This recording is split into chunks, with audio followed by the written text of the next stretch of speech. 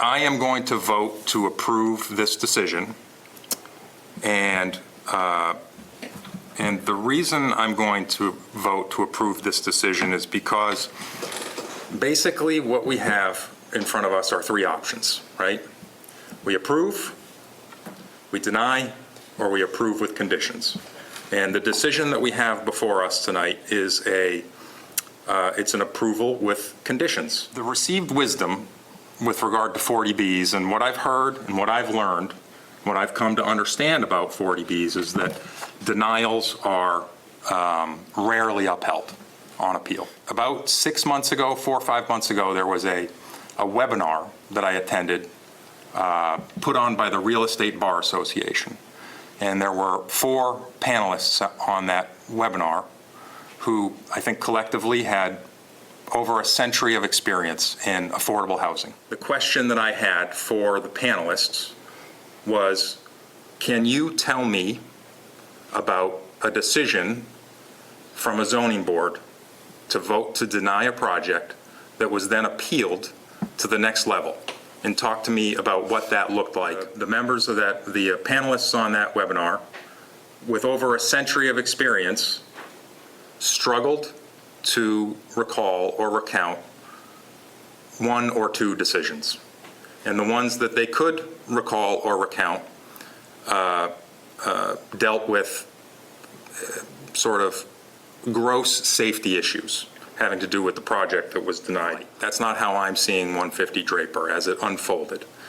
And so I think that a denial is not a responsible vote here, because I think that the more responsible vote would be to maintain some control over the project, some local control over the project, and that's what we've done over the last 6 months. Most of the aspects of this project, they've been vetted by outside experts, and I think that the abutters have done a very good job of putting the developer's feet to the fire and asking very good questions that I think were addressed in the process. That's why I plan to vote to approve the decision before us. I guess I would also say that I would approve the project for some of the reasons that Ben just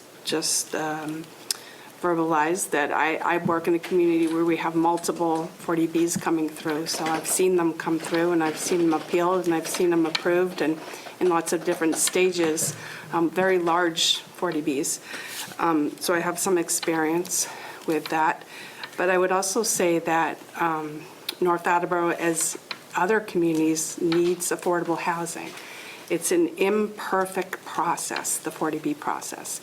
It's not the best and it's not the worst, but it does provide some portion of affordable housing for some people to the community. And I think that the decision has included North Attleboro residents as being a priority. And I think that's important. I perfectly understand the neighbors and their concerns, and I think this board has worked really hard to try and accommodate some. The applicant has as well. So again, it's an imperfect process, but housing is really needed. I took a long look at the zoning, and it's unfortunately the way it's zoned. It's zone C30, and if you look at the use regulations, some of the alternatives that could be put there aren't much better. I don't know if you prefer a residential development over a parking lot or a cemetery, but a parking lot or cemetery is allowed by right. And the list of uses that are allowed by right: a marijuana research and testing facility, a bus terminal, a drive-through retail strip mall. I don't know what else you would want to look at there. I know if the preference is probably a residential duplex, but that's not really the highest and best use of that property. I know there is concern for safety. I really encourage everybody to reach out to the town and make issue of that. That's not something that we can address here. I'm not finding a strong reason to vote against it, so my vote will be in favor. I'll make a motion to approve the application. I'll second it. All those in favor?